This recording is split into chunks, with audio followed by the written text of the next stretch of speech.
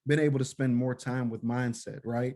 Before we get to the actionable item, what is the collective movement that is important for that shift and that pivot that you're talking about? And I think in order to do that very thing and to continue to create the future now that we want to walk into, it is the separation and the breakup of that abusive relationship. And every way that we see that those attachments still exist, that we find a new way to break up. And the reason why I asked that question, what happened to us, because around brain development, when we talk about mindset, the way that we think, the psychology of all of this, like the psychology impacts the sociology, right? The behaviors that we see within amongst our people and within society. And so to spend time, even if we understand stress response on an individual level and then a collective level, the fight and flight stress, the way that we respond to stressful circumstances. And there's another one, around the concept of disassociation, right? And so what does that happen when my body and my space has been so threatened that I disconnect from these things that are painful around my history or behaviors that I'm just on autopilot, which is beneficial to the oppressor? And I think one of the greatest things that we could start doing right now, even the term, like I stopped using the term white supremacy so much because I used it for a while. And then I started thinking about there's nothing supreme about them as a people. So every time I say that word, I'm literally yielding my spirit to a man-made construct called race. Like in order to break up with this thing, we got to realize that race is a man-made construct built and designed for separation, for political and economic power. So that one of the first things that would be super important for us is to break up with that relationship and redefine the way that, what is the best ways for us to operate around economics, around education, around innovation in our spaces, right? Not around what is best for the design of the collective, because to your point and critique around what the Asian community has done, the way that they operate is not in unison to what is most acceptable to white people or white culture. They're doing what is best for them. And I think the more that we move across the diaspora in ways that honors what is best for us, no matter what part of the globe we're in, and orient ourselves in that way, the healing will still, will continue to happen in this generation and future generations to follow. But we would be remiss to say that the traumas don't, because trauma is behavior that's passed on generationally, and we can't interrupt that if we don't understand it, and how important it is for us to be disconnected from our true selves. Like that's we're one of the only people, especially in this country, that don't have origins, don't know our origins back to somewhere else besides here. And that's really so important, because you can control the people that don't understand and don't know those things. Yeah. And a lot has happened to transform that, but there's still a work to go in that light. And James, what you said, Jason, what you say there is absolutely powerful. And, it's conjured up a thought in my mind, which is to say, as a people, we are incredibly creative. And I think we underplay the power that the concept of Wakanda could have on generations to come. And there's a lack of consistency, I think, in our birthing some of these movements, right? So if we had in quick succession narratives that talk to our prowess, to our power, to our intellect, to our economic strength, you start to normalize these concepts. And we as a creative people have this power literally floating in our atmosphere, but we're not doing anything with it, or at least we're not doing enough with it.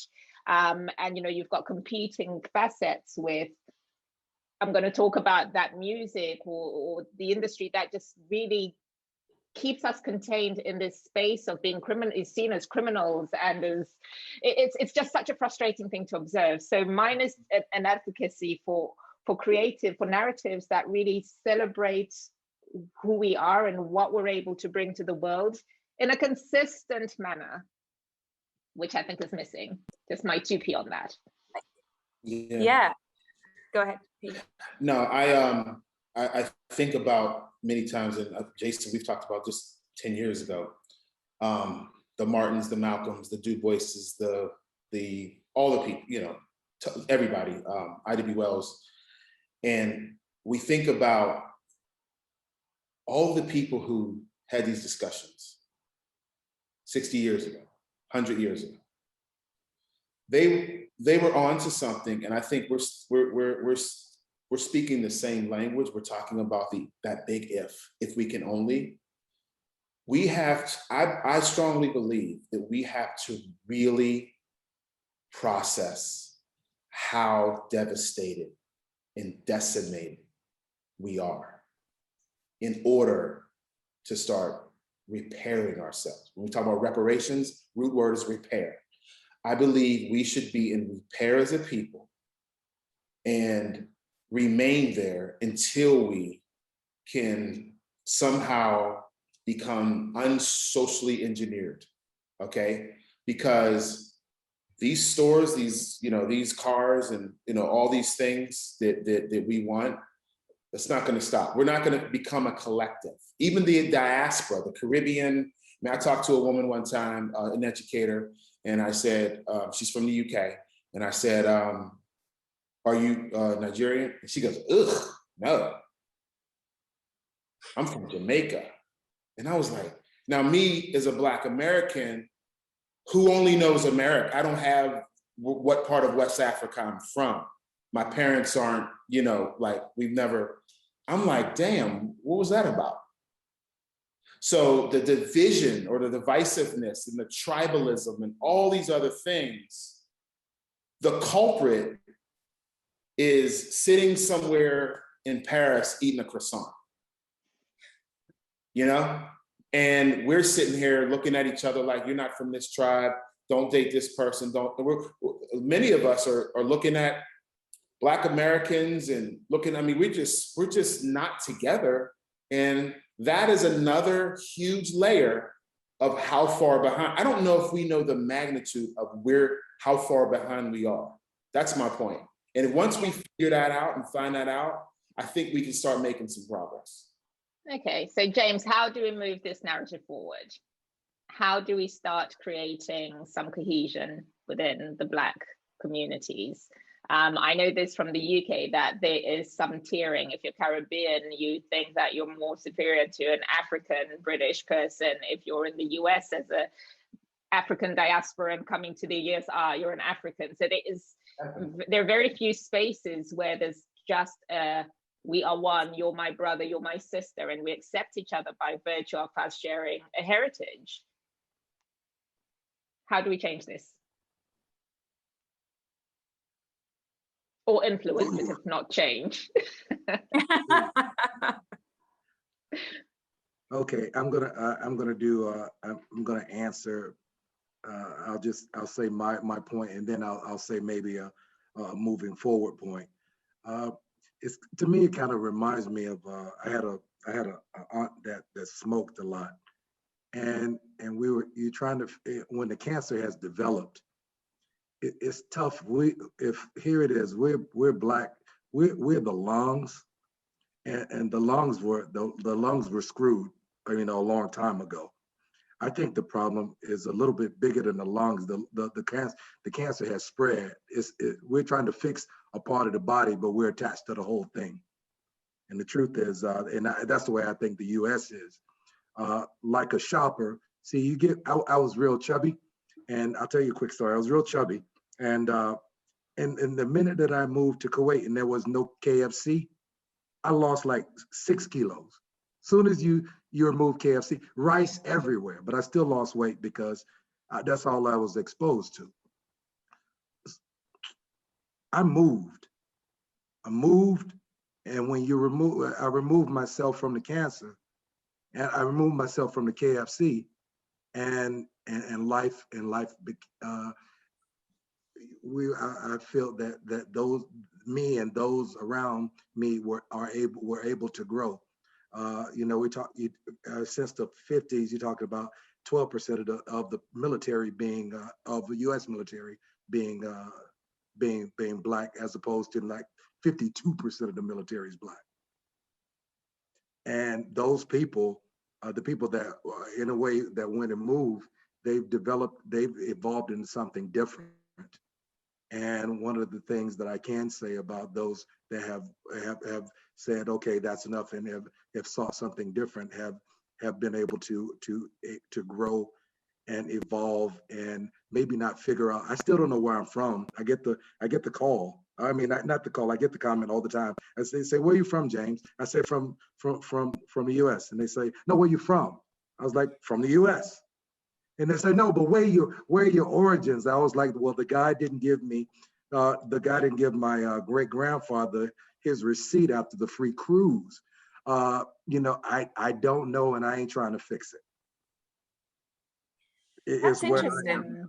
That's interesting. So if I was to paraphrase, are you saying that, you know, removing yourself from the circumstance or from the situation is perhaps the solution in some ways for some people, for you, for example?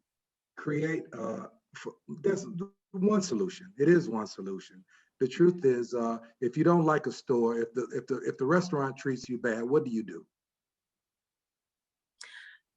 I'm not sure I agree with advocating for mass migration. You know, African Americans should leave the shores of the US in order to be accepted as fair, equal human beings elsewhere. Is that not all the time? And I don't mean, and I don't necessarily mean the shores of the US, but there are places still within the US that are better. It seems that when I go back home, I go back home to Atlanta.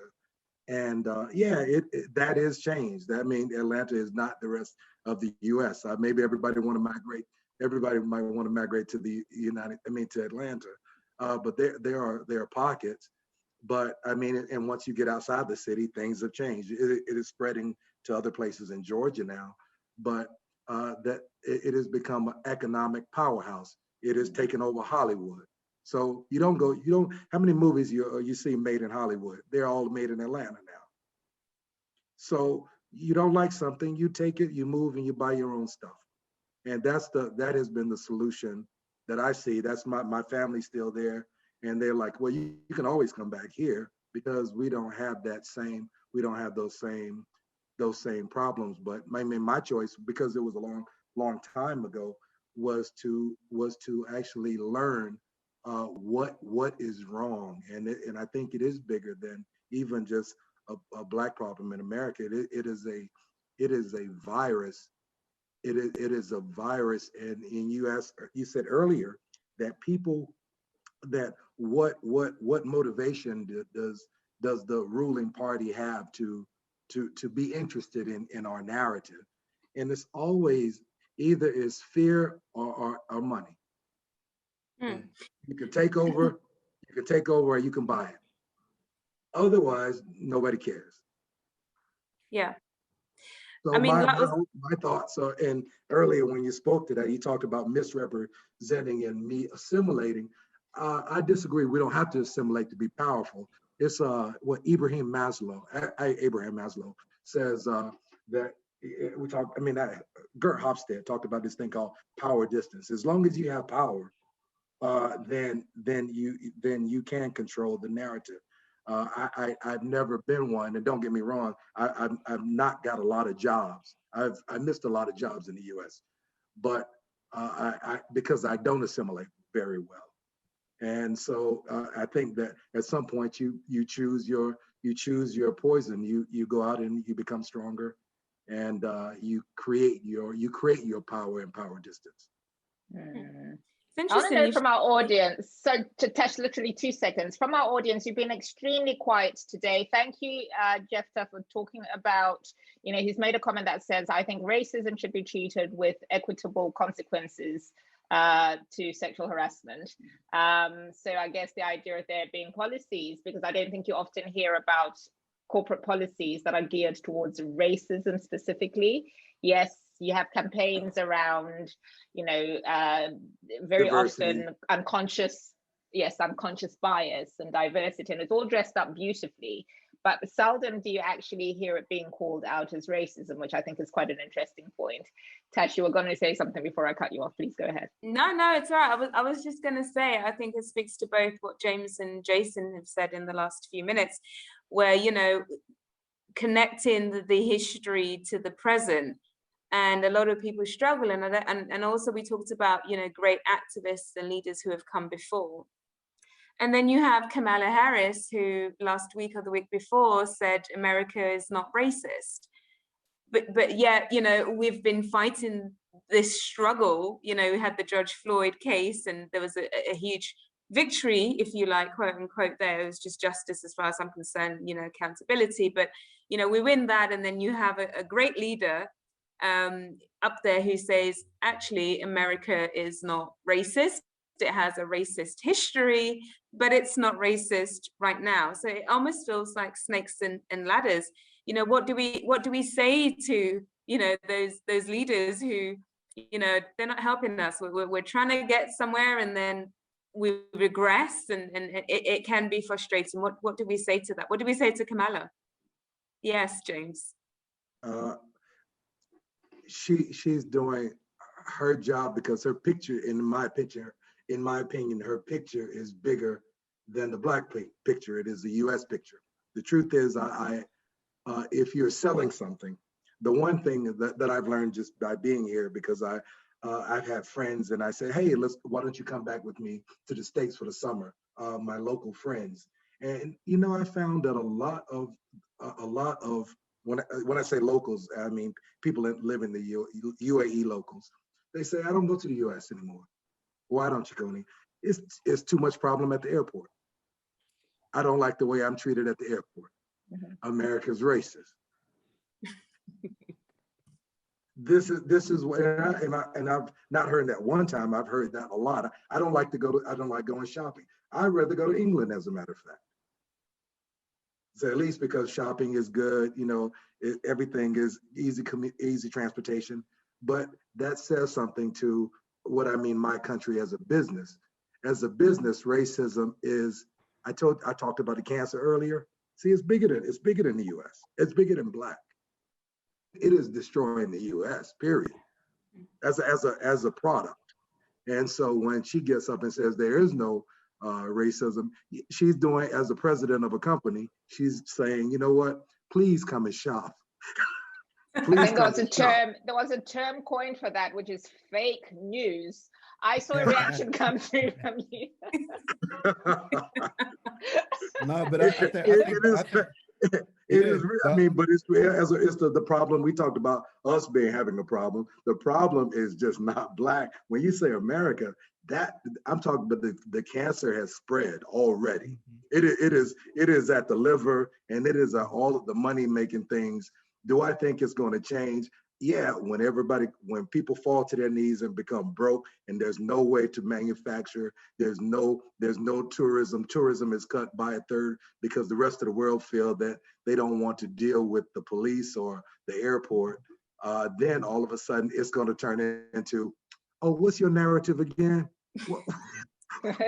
What do we do? And I'm sorry. And because people change for two reasons. Threat of health, so blowing up stuff and tearing down Macy's. And please be careful what you say on this show, because I don't want us to be accused of advocating. Well, no, not at all. Or economics. When the customer complaint is not bad until customers stop coming. Sure. Yes. Sure. When customers stop coming, then you have to look at what are the realities of a thing. And so I do think a day would come when you start to need to embrace things, but it's only when it becomes a need, and it is becoming a need. That's why Kamala Harris is saying, hey guys, this is a great place to be. Right. But, and I think just to that same point, you know, in the line of work that we're doing around, so the solution is not only telling our stories, but owning our stories, right? You know, understanding how the business of our stories, because that's another thing that capitalism capitalizes on, is the narrative, are the stories. We are the most creative people, right? And I think the asset framing of community, and across this country, there are phenomenal communities and individuals, even in maybe economic suppressed spaces, that are doing phenomenal work, right? So we can't shortcut our story. And I think we also have to ask, you know, Kamala Harris would have to ask the descendants of Fred Hampton if America is a racist institution, right? You have to ask those that are directly impacted, you know, what that experience is. And what I would say that in addition, in face of great challenge, the resilience, the beauty, the creativity, the power of our people across this land is phenomenal. Like the experience here and across the globe, I think it rivals that of any group of people to overcome, to navigate through, to persist past, to still be engaged with, and to not quit is phenomenal. You know, like Heath, you shared that quote that I told you in your video that like went to the core of me, of the being, and that is, you know, it's the reminder of the ancestors that knew that they might not see that finish line, right, but they still did what they did in spite of knowing what that consequence would be to them personally, because they knew that tomorrow needed to come for us as a collective. And people, Black people in America are some of the most unselfish people. You know, despite what folks are going through, it's an accepting space. You know, despite the traumas and the critiques, it's phenomenal to see community produce. And that's another thing, like the commodity of the creativity of Black people, you know, across industries is phenomenal. And so I think owning our story, right? How do we see that intellectual property, understand the game of capitalism, to what a lot of what James is speaking about, and how we can lead those spaces in a way that honors ourself, our truth, and create more and more of those sort of spaces, and how we can do business with each other versus the external. Now, here's the last thing I'll say. Every time, because this isn't a new conversation, every generation is full of individuals that do these very things. The war on the Black body and Black community is, I don't even know the right adjective to describe what that has looked like. So when we understand COINTELPRO, when we understand the ways that, you know, government has been allowed to dismantle, to discredit, to destroy, and that's something that has been present in this country as well as across the globe. So anything that would threaten the point to what, like you said, Kamala, you know, VP Harris is propped up to protect the institution and industry of America, you know, but there's people that are doing amazing work. And I just think we got to connect. These sort of things are phenomenal. Conversations across areas and build networks across areas that we might be independent of those things. But when we become that, there's a consequence for that. And I think you got to be prepared for that consequence, because that's when war becomes more, it becomes more physical and less psychological. That is so interesting. Well, we do actually, it's so much packed in this. I think we're going to need to return to this topic and actually talk about the stuff that I set out to talk about when I set my brief, because as you do it on Fireside, it really has taken a natural course, which has been absolutely phenomenal. I really would want us to now just kind of wrap up with our parting shot. So maybe starting off with you, Yinka, for anybody who's watching this who may be wondering how to navigate this racial biases, and let's bring this back to the workplace if we can. You know, you talked about being young and maybe feeling intimidated in a situation to speak out for something that was right. I'd like you to speak to your younger self and just give that key piece of advice that somebody who's watching this could take away, shelf, and perhaps apply to their own environment. Yeah, in terms of parting shot for me, I've always believed that developing or just trying to elevate your consciousness and your knowledge is a key part of it. Jason, what you were saying at the end of your bit, there's a book by Ta-Nehisi Coates, Between the World and Me. and he I beautifully. bought that book for Jason. Yeah, oh, did you? That's a good friend right there. It beautifully summarizes what Jason was talking about. So for me, it's just being able to elevate your consciousness, understanding, owning our stories, also having a lot of Black people pen down their history, because if you're having Europeans write your history for you and then your kids are reading that, it's a different ballgame. Having us make account of our own history, and I think ultimately surrounding yourself with people with that same mindset. That's kind of what I would say to my young self. I love that. Heath?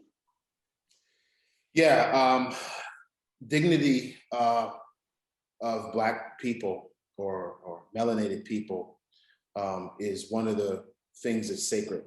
So offering dignity to brothers and sisters of all races, but making sure that we're deliberate and intentional of looking at each other with dignity, offering dignity, protecting your dignity. And so in the workplace, make sure that we seek out each other. We take care of each other from a health and wellness or well-being perspective. Look after each other in the workplace. I love that. Let's go across to Tash. Go for it. Me? Yeah. I guess my parting advice will be make them uncomfortable. Occupy the spaces. Don't excuse yourself from the spaces. Make them uncomfortable. I'm getting very, very, very. I'm getting very good at acting that out, and it's a little bit difficult to start with, but trust me, it starts to flow. So to my younger self and to other young people out there, it's okay to make them uncomfortable, because I think that's what we need to be able to move forward, make people accountable for their actions and their words. Love it. Let's go across to James, shall we? Okay. I was looking for a solution. Defend with love. Okay. If you have a strong sword, a strong stick, you don't have to use it. And I think that is one of the things in making my small journey, making people comfortable with me. And it's not just an American thing. I've been away for a while, and I went to school in France, and I worked here and in Lebanon and a bunch of different places over my time. But the one thing I have learned to do is, I got a big stick, whether the stick is just my size or my education or whatever it is.